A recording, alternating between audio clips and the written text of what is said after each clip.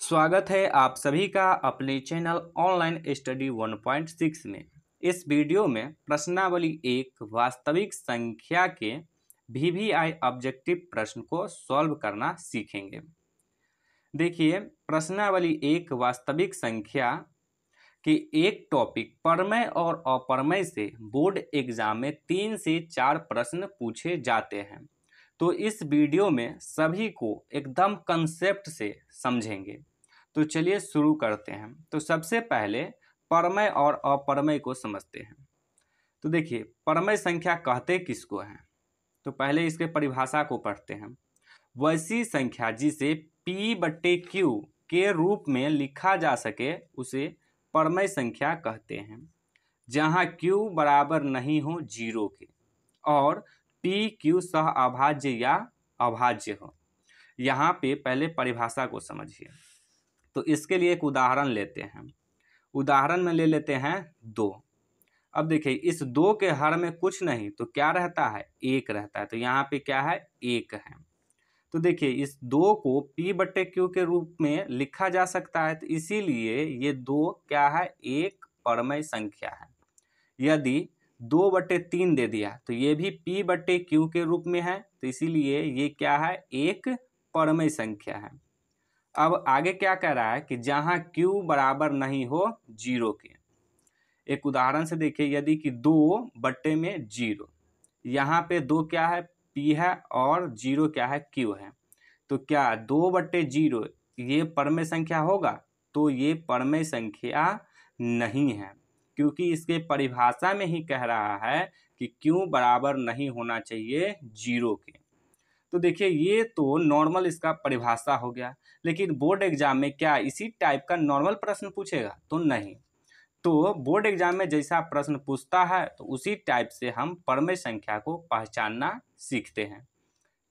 तो इसका पहला पहचान होता है, परमेय संख्या का दशमलव प्रसार शांत होता है। अब यहाँ पे दशमलव प्रसार शांत होता है, इसको समझिए। देखिए, यदि एक संख्या से किसी दूसरे संख्या में भाग दिए और वो दशमलव के बाद जा करके कुछ अंक पे पूर्णतः कट जाएगा तो उसका दशमलव प्रसार कहलाता है कि शांत है। इसको एक उदाहरण से समझिए। यदि 2 से 11 में भाग देंगे तो कितना से लगेगा? 5 से। 2 पंचे 10, कट गया 1। अब नहीं लगेगा तो यहाँ पे देंगे दशमलव। दशमलव देखिए 0। अब फिर 2 से लगाएंगे तो 2 पंचे 10। तो देखिए, ये दशमलव के बाद जा करके ये क्या हो गया? पूरा पूरा कट गया। तो इसी टाइप का जो दशमलव प्रसार होता है तो इसको कहते हैं कि ये दशमलव प्रसार शांत है। ये दशमलव प्रसार क्या है? शांत है। तो यदि इस टाइप से यदि प्रश्न दे दे 5.6, तो ये परमेय होगा या अपरमेय होगा? तो ये हो जाएगा परमेय संख्या। अब इसके बाद अगला पहचान देखते हैं। तो अगला पहचान है, परमेय संख्या का दशमलव प्रसार कभी कभी अशांत आवर्ती होता है। अब यहाँ पे अशांत आवर्ती को समझिए। अशांत आवर्ती, आवर्ती का अर्थ होता है कि एक ही वो संख्या बार बार आने लगे तो उसको कहते हैं आवर्ती। यदि इस टाइप से यदि हो, मान लीजिए कि 1 है और दशमलव देखिए 5 5 5 5, ये अनंत तक आते रह रहा है।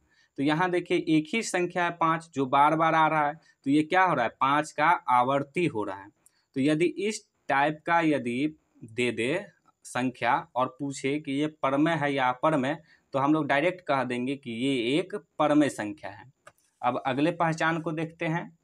तो अगला पहचान है कि परमेय संख्या पूर्णतः रूट से बाहर निकल जाती है। तो इसको भी एक उदाहरण से समझिए।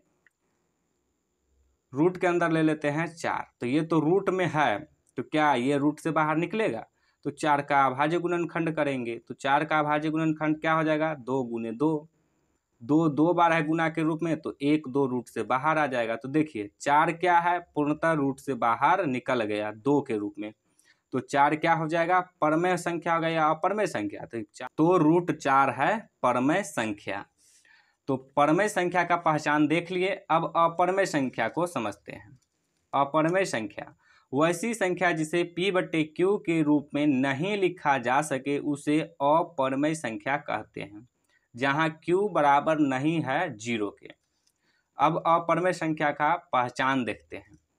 तो अपरमेय संख्या का पहला पहचान होता है अपरमेय संख्या का दशमलव प्रसार अशांत अनावर्ती होता है। अशांत अनावर्ती को समझिए। अनावर्ती कहने का अर्थ हुआ कि कोई भी निश्चित नहीं है, कभी भी कोई आ सकता है। जैसे इसको एक उदाहरण से समझिए।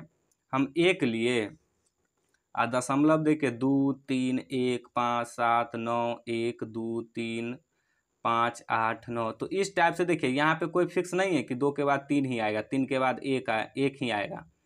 ये कोई फिक्स नहीं है, यानी कि ये जैसे तैसे आ रहा है। तो ये किस रूप में आ रहा है? अनावर्ती रूप में। तो ये क्या है? अशांत अनावर्ती है इसका दशमलव प्रसार। यदि इस टाइप का संख्या दे दे और हमसे पूछे कि ये परमेय संख्या है या अपरमेय संख्या, तो क्या बोलेंगे? अपरमेय संख्या। अब अपरमेय संख्या का दूसरा पहचान देखते हैं। तो इसका दूसरा पहचान है अपरमेय संख्या पूर्णतः रूट से बाहर नहीं निकलती है। इसको उदाहरण से समझिए। ले लेते हैं √3। तो ये जो √3 है क्या पूरा पूरा रूट से बाहर निकलेगा? नहीं निकलेगा। तो इसीलिए √3 क्या है? एक अपरमेय संख्या है। अब कुछ नोट देखते हैं। देखिए यहाँ पे पहला नोट क्या कह रहा है कि परमेय संख्या और अपरमेय संख्या का योगफल तथा अंतर भी अपरमेय संख्या होता है। तो आप लोग परमेय संख्या पहचानना सीख गए और अपरमेय संख्या भी पहचानना सीख गए, लेकिन वो अलग अलग दिया रहेगा तब। और यदि जोड़ के रूप में दे दे, घटाव के रूप में दे दे, तो कैसे बताएंगे कि वो परमेय है या परमेय? तो इसीलिए इसको यहाँ पे हम लिखे हैं कि परमेय संख्या और अपरमेय संख्या का योगफल तथा अंतर भी अपरमेय संख्या होती है। तो इसको एक उदाहरण से समझिए। देखिए 6 क्या है? परमेय संख्या। और √3 क्या है? अपरमेय संख्या। यदि इसको जोड़े तो ये क्या हो जाएगा? अपरमेय संख्या हो जाएगा। क्या हो जाएगा? अपरमेय संख्या। और यदि इसी टाइप से 6 है परमेय संख्या और √3 है अपरमेय संख्या, यदि इसको घटाएंगे भी तो क्या हो जाएगा? अपरमेय संख्या हो जाएगा। तो यही इसमें कह रहा था। अब एक और पहचान को देखते हैं। तो अगला पहचान है परमेय संख्या और अपरमेय संख्या का गुणनफल भी अपरमेय संख्या होती है। तो इसको भी एक उदाहरण से समझिए। देखिए 2 क्या है? परमेय संख्या। √3 क्या है? अपरमेय संख्या। तो इसको गुना करेंगे तो ये क्या हो जाएगा? 2√3। तो ये जो 2√3 आया तो ये क्या हो जाएगा? अपरमेय संख्या हो जाएगा। तो आप लोग परमेय और अपरमेय पहचानना सीख गए। अब इसी पे ऑब्जेक्टिव प्रश्न को देखते हैं। तो इसके लिए पहला प्रश्न है √5 क्या है? ये टाइप नंबर 1 है प्रश्न का। √5 क्या है? तो यहाँ पे आपको कुछ चेक नहीं करना है, आपको सिर्फ देखना है क्या √5 पूर्णतः रूट से बाहर निकलेगा? तो नहीं निकलेगा। यदि √5 नहीं निकलेगा पूरा पूरा रूट से बाहर, तो क्या बोले थे कि जो संख्या पूरा पूरा रूट से बाहर नहीं निकलता है तो वो क्या हो जाता है? अपरमेय संख्या। तो इसका कौन सा ऑप्शन सही हो जाएगा? ऑप्शन नंबर सी, अपरमेय संख्या। इसके बाद अगला प्रश्न देखते हैं। अगला प्रश्न है √3 क्या है? तो हमें बताना है परमेय संख्या है, अपरमेय संख्या है, पूर्णांक संख्या है या इनमें से कोई नहीं है। तो देखिए हम डायरेक्ट क्या चेक करेंगे कि क्या 3 जो है ये पूरा पूरा रूट से बाहर निकलेगा? तो 3 तो पूरा पूरा रूट से बाहर निकलेगा नहीं। तो ये क्या हो जाएगा? अपरमेय संख्या। तो इसका कौन सा ऑप्शन सही हो जाएगा? ऑप्शन नंबर बी, अपरमेय संख्या। इसके बाद अगला प्रश्न देखते हैं। अगला प्रश्न है 6 + √2 1। ऑप्शन नंबर ए दिया हुआ है परमेय संख्या, पूर्णांक संख्या और परमेय संख्या, इनमें से कोई नहीं। तो इसका ऑप्शन क्या होगा? तो आप कुछ नहीं देखिए, यहाँ पे आइए। देखिए ये 6 क्या है? 6 एक परमेय संख्या है। 6 क्या है? परमेय संख्या। प्लस है तो प्लस। अब यहाँ पे देखिए ये √2 क्या है? एक अपरमेय संख्या है। क्या है? अपरमेय संख्या। तो क्या बोले थे कि परमेय संख्या और अपरमेय संख्या का जोड़ क्या होता है? अपरमेय संख्या। तो इसका कौन सा ऑप्शन सही हो जाएगा? ऑप्शन नंबर सी, अपरमेय संख्या। इसके बाद एक और प्रश्न देखते हैं। अगला प्रश्न है 3 - √3 है। परमेय संख्या ऑप्शन नंबर बी में दिया है अपरमेय संख्या, ऑप्शन नंबर सी में दिया है पूर्णांक संख्या और ऑप्शन नंबर डी में दिया है प्राकृत संख्या। तो देखेंगे यहाँ पे तीन क्या है, तीन है परमेय संख्या। क्या है, तीन परमेय संख्या। माइनस है तो माइनस। रूट तीन क्या है, तो रूट तीन एक अपरमेय संख्या है। तो क्या बोले हैं कि परमेय संख्या और अपरमेय संख्या का घटाव भी यानी कि अंतर भी क्या होता है, अपरमेय संख्या। तो इसका सही उत्तर क्या हो जाएगा, ऑप्शन नंबर बी अपरमेय संख्या। अब अगला प्रश्न देखते हैं। अगला प्रश्न है 5√2 है। तो यहाँ पे देखिए 5√2 को 5 गुने √2 लिख सकते हैं, तो लिख दिए। अब देखिए ये 5 क्या है, परमेय संख्या है, गुने √2 क्या है, अपरमेय संख्या है। तो क्या समझाए थे अभी कि परमेय संख्या और अपरमेय संख्या का गुणनफल भी क्या होता है, अपरमेय संख्या। तो इसीलिए 5√2 जो है ये क्या हो जाएगा, अपरमेय संख्या।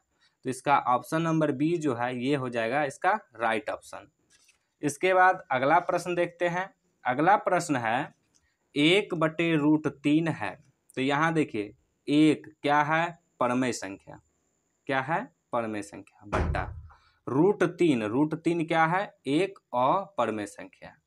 तो परमेय संख्या और अपरमेय संख्या का भाग भी अपरमेय संख्या होता है। तो क्वेश्चन नंबर 6 जो है इसका सही उत्तर हो जाएगा ऑप्शन नंबर बी अपरमेय संख्या। इसके बाद अगला प्रश्न है दो परमेय संख्याओं के बीच कितनी परमेय संख्या हो सकती है। ऑप्शन नंबर ए में दिया है 1, बी में 2, सी में 3, डी में अनंत। तो देखिए इससे पहले हम लोग पढ़ चुके हैं कि एक संख्या और दो संख्या के बीच कितनी संख्या होता है, अनंत संख्या। तो यहाँ देखिए एक जो है, एक क्या है, एक परमेय संख्या है। दो भी क्या है, एक परमेय संख्या है। तो एक परमेय संख्या और दूसरे परमेय संख्या के बीच में कितनी संख्या हो सकता है, अनंत संख्या हो सकता है। सिर्फ यहाँ पे सवाल को कुछ घुमा दिया है। तो इसका सही उत्तर क्या हो जाएगा, ऑप्शन नंबर डी अनंत। अब इसके बाद अगला प्रश्न देखते हैं। तो देखिए क्वेश्चन नंबर 8 जो है ये प्रश्न का टाइप 2 है। प्रश्न है निम्नलिखित में किस परमेय संख्या का दशमलव प्रसार शांत है। तो देखिए दशमलव प्रसार शांत है या अशांत ये पता करने के लिए आपको कुछ नहीं करना है। यदि भिन्न दिया हुआ है 5/10 इस टाइप से यदि भिन्न दिया हुआ है तो डायरेक्ट उसके हर में आइए। यानी हर कहने का अर्थ हुआ कि बट्टा के नीचे आइए और उसका क्या कीजिए, अभाज्य गुणनखंड कर दीजिए। तो इसमें बट्टा के नीचे क्या है, 10 है। तो इसका अभाज्य गुणनखंड करेंगे तो क्या हो जाएगा, 2×5=10। तो अभाज्य गुणनखंड करने पे इसका अभाज्य गुणनखंड 2 आना चाहिए। क्या आना चाहिए, 2। यदि 2 आया तो क्या हो जाएगा, दशमलव प्रसार शांत हो जाएगा। यदि सिर्फ और सिर्फ 5 भी आया तो इसका दशमलव प्रसार शांत हो जाएगा। 2 और 5 दोनों आया तो भी दशमलव प्रसार शांत हो जाएगा।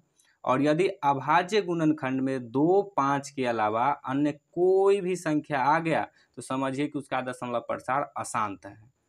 तो क्या यहाँ पे क्या है, 5/10। तो 10 का अभाज्य गुणनखंड किए तो 2×5 आ गया। तो 5/2×5। तो यहाँ देखिए 2 और 5 के अलावा अन्य कोई संख्या है क्या, नहीं है। तो इसका दशमलव प्रसार क्या होगा, शांत होगा। तो इसी टाइप का प्रश्न है। तो इसका ऑप्शन नंबर ए में दिया है 2/15। तो 2/15 को चेक करेंगे तो 2/15, 15 का अभाज्य गुणनखंड क्या हो जाएगा, 3×5। तो देखिए यहाँ पे 5 के अलावा क्या आ गया, 3 आ गया। तो ये क्या हो जाएगा, इसका दशमलव प्रसार अशांत हो जाएगा। तो ये तो गलत ऑप्शन दिया हुआ है। अब अगला देखेंगे। अगला क्या है, 11/160। तो इसका हर कितना है, 160 है। तो इसका अभाज्य गुणनखंड करेंगे तो इसको भी हम आसान कर देते हैं। देखिए जब भी जीरो वाला आएगा ना तो क्या कीजिए, इसको गुना के रूप में 10 कर दीजिए। यदि एगो जीरो है तो गुना के रूप में 10 कर दीजिए। 2 गो जीरो वाला है तो गुना के रूप में 100 कर दीजिए। तो यहाँ पे 16 पे कै गो जीरो है, एगो, तो 16×10 कर दिए। अब सिर्फ और सिर्फ 16 का अभाज्य गुणनखंड कर देंगे। तो 16 का अभाज्य गुणनखंड क्या हो जाएगा, 2×2×2×2। 2×2=4, 4×2=8, 8×2=16 गुने 10 का अभाज्य गुणनखंड करेंगे तो 2×5। तो देखिए 160 के अभाज्य गुणनखंड में 2 और 5 के अलावा अन्य कोई संख्या आ रहा है क्या? तो नहीं आ रहा है। तो क्या बोले हैं कि 2 और 5 यदि दोनों भी रहेगा तो भी दशमलव प्रसार क्या होता है? शांत होता है। तो इसमें दशमलव प्रसार किसका शांत हो जाएगा? 11/160 का। तो ऑप्शन नंबर बी हो जाएगा इसका सही उत्तर। अब अगला प्रश्न देखते हैं। अगला प्रश्न है 1/7 का दशमलव प्रसार कैसा है? तो हमें इस प्रश्न में कुछ नहीं बताना है कि इसका दशमलव प्रसार शांत है या अशांत है। तो इसके लिए कुछ नहीं कीजिए, हर में आइए। 1/7 दिया है तो इसका हर कितना है? 7 है। 7 का अभाज्य गुणनखंड करेंगे तो क्या हो जाएगा? 1 गुने में 7। तो यहाँ देखिए 2 और 5 के अलावा यहाँ पे क्या है? 7 भी है, लेकिन इसमें 2 और 5 तो है ही नहीं। तो ये तो डायरेक्ट बता सकते हैं कि 1/7 का दशमलव प्रसार अशांत होगा। तो इसका कौन सा ऑप्शन सही हो जाएगा? ऑप्शन नंबर बी, अशांत आवर्ती। अब इसके बाद टाइप नंबर 3 देखते हैं। टाइप नंबर 3 में 10वां नंबर प्रश्न है, निम्नलिखित में कौन अभाज्य संख्या है? तो अभाज्य संख्या को पहले समझते हैं। देखिए, अभाज्य संख्या वैसी संख्या को कहते हैं जो एक और खुद के अलावा अन्य किसी भी संख्या से विभाजित नहीं हो, उसे अभाज्य संख्या कहते हैं। जैसे कि 3 ले लिए, तो 3 जो है ये 1 और 3 के अलावा अन्य किसी भी संख्या से नहीं कटेगा। तो ये 3 क्या हो जाएगा? अभाज्य संख्या। और प्रश्न में क्या कह रहा है कि निम्नलिखित में कौन अभाज्य संख्या है? ऑप्शन नंबर ए में दिया हुआ है 8। तो चेक करेंगे कि 8 जो है 1 और 8 के अलावा अन्य किसी भी संख्या से नहीं कटेगा क्या? तो देखिए 8 जो है 1 और 8 के अलावा 2 से भी कट रहा है। तो 8 क्या अभाज्य संख्या होगा? तो ये अभाज्य संख्या नहीं होगा। तो ये ऑप्शन इसका क्या है? गलत है। ऑप्शन नंबर बी में दिया हुआ है 9। तो चेक करेंगे कि ये जो 9 है ये 1 और 9 के अलावा अन्य किसी संख्या से कट रहा है क्या? तो हाँ, देखिए ये 3 से भी कट रहा है। तो इसीलिए 9 भी इसका क्या हो जाएगा? गलत आंसर हो जाएगा। तो 9 भी अभाज्य संख्या नहीं है। इसके बाद ऑप्शन सी में दिया हुआ है 11। तो अब 11 को चेक करेंगे तो देखिए 11 जो है 1 और 11 के अलावा इस बीच में किसी भी संख्या से कटेगा क्या? तो नहीं कटेगा। तो इसीलिए ये जो 11 है ये क्या हो जाएगा? अभाज्य संख्या हो जाएगा। तो इसका सही उत्तर क्या हो जाएगा? Option number C, 11। इसके बाद अगला प्रश्न है, निम्नलिखित में से कौन सी अभाज्य संख्या है? फिर हमें यही चेक करना है। तो देखिए 29 जो है 1 और खुद के अलावा इस बीच में किसी भी संख्या से कट रहा है क्या? तो नहीं कट रहा है। तो 29 क्या है? एक अभाज्य संख्या है। तो इसका तो ऑप्शन नंबर ए ही सही उत्तर हो जाएगा। अब इसके बाद चौथे टाइप का प्रश्न देखते हैं। तो चौथे टाइप के प्रश्न में 12 नंबर का प्रश्न है, 26 और 91 का मौसा है। तो पहले मौसा निकालना सीखते हैं। देखिए मौसा निकालने के लिए जो संख्या दिया रहेगा उसका अभाज्य गुणनखंड कर देंगे। तो 26 का अभाज्य गुणनखंड करेंगे, कितना हो जाएगा? 2 गुने में 13, 13 दूनी 26। अब 91 का अभाज्य गुणनखंड करेंगे तो ये क्या हो जाएगा? 7 गुने में 13, 13 सत्ते 91। अब देखेंगे कि इस दोनों संख्या के अभाज्य गुणनखंड में कौन सी संख्या मिल रहा है। तो यहाँ देखिए 13 जो है ये दोनों के अभाज्य गुणनखंड में है। तो 26 और 91 का मौसा हो जाएगा 13। तो देखिए यहाँ पे ऑप्शन में कहीं पर 13 दिया हुआ है क्या? तो देखिए ऑप्शन नंबर ए में ही दिया हुआ है। तो इसका सही उत्तर हो जाएगा ऑप्शन नंबर ए। इसके बाद अगला प्रश्न देखते हैं। अगला प्रश्न है 5,15 और 20 के लौसा और मौसा का अनुपात है। तो यहाँ पे हमें लौसा और मौसा का अनुपात ज्ञात करना है। तो कुछ नहीं कीजिए, पहले यहाँ पे लौसा और मौसा ज्ञात कीजिए। तो संख्या क्या है? 5। 5 का अभाज्य गुणनखंड करेंगे तो 1 गुने में 5। उसके बाद है 15। 15 का अभाज्य गुणनखंड करेंगे तो 3 गुने में 15। इसके बाद है 20। 20 का अभाज्य गुणनखंड करेंगे तो यहाँ पे कर लेते इसका 20 का। तो ये लगेगा 2 से, 2 दाहीं के 20, फिर लगेगा 2 से, 2 पंचे 10, फिर लगेगा 5 से, 5 कम 5। तो 2 कितना बार आ गया? 2 बार। 1 कितना बार है? 5 कितना बार है? 1 बार। तो 2 बार है तो 2 के पावर 2 लिख सकते हैं, गुने में 5। अब देखेंगे कि 5, 15 और 20 के अभाज्य गुणनखंड में कौन कौन मिल रहा है। तो यहाँ देखिए सिर्फ और सिर्फ 5 जो है यही तीनों के अभाज्य गुणनखंड में मिल रहा है। तो जो सभी के अभाज्य गुणनखंड में मिलेगा वही संख्या होगा उसका मौसा। तो मौसा इसका क्या हो जाएगा, 5 हो जाएगा। अब इसका लौसा निकालेंगे। तो लौसा निकालने के लिए क्या करते हैं, जो संख्या सभी के अभाज्य गुणनखंड में मिलेगा उसको एक बार लिख दीजिए। तो 5 मिल रहा है तो 5 को लिख दीजिए। बाकी बाद जो भी संख्या नहीं मिल रहा है उसको भी गुना के रूप में लिख दीजिए। तो 3 है तो 3 गुने 2 के पावर 2 है तो 2, 5 गुने 3 गुने 2 के पावर 2 हो जाएगा 4, गुना करेंगे तो 5 तिया 15, 15 चौके 60। तो मौसा आ गया 5 और लौसा आ गया 60। हमें क्या करना है, लौसा और मौसा का अनुपात ज्ञात करना है। अनुपात का मतलब क्या होता है, बट्टा, यानी कि लौसा और बट्टा में मौसा, ये कर दीजिए, यही हो गया इसका अनुपात। तो लौसा कितना है 60 है और मौसा कितना है 5 है, तो 60 बट्टे में 5। अब इसी को ऐसे दो बूंदका के रूप में लिख दीजिए, तो यही हो गया इसका अनुपात। तो इसका अनुपात कितना आ गया, 60 बट्टे में 5। तो देखेंगे ऑप्शन में कहीं पे 60 बट्टे में 5 है क्या, तो नहीं है। तो अब इसको काटेंगे, काट के चेक कर लेंगे। तो कितना से कटेगा, 5 एकम 5 और 12 पंचे 60। तो कितना आ गया ये 12 बट्टे में 1। तो इसको कैसे लिख सकते हैं, 12 अनुपात 1। अब देखिए 12 अनुपात 1 है क्या, तो देखिए यहाँ पे ऑप्शन नंबर डी में है। तो इसका सही उत्तर हो जाएगा ऑप्शन नंबर डी। अब अगला प्रश्न है 3 के पावर 3 गुने 2 गुने 5 कॉमा 3 के पावर 2 गुने 2 के पावर 2 गुने 5 का मौसा होगा। तो यहाँ पे हमें अभाज्य गुणनखंड दिया हुआ है, सिर्फ हमें इसमें से मौसा ज्ञात करना है। तो देखिए पहला संख्या का अभाज्य गुणनखंड क्या दिया हुआ है, 3 के पावर 3 गुने में 2 गुने में 5।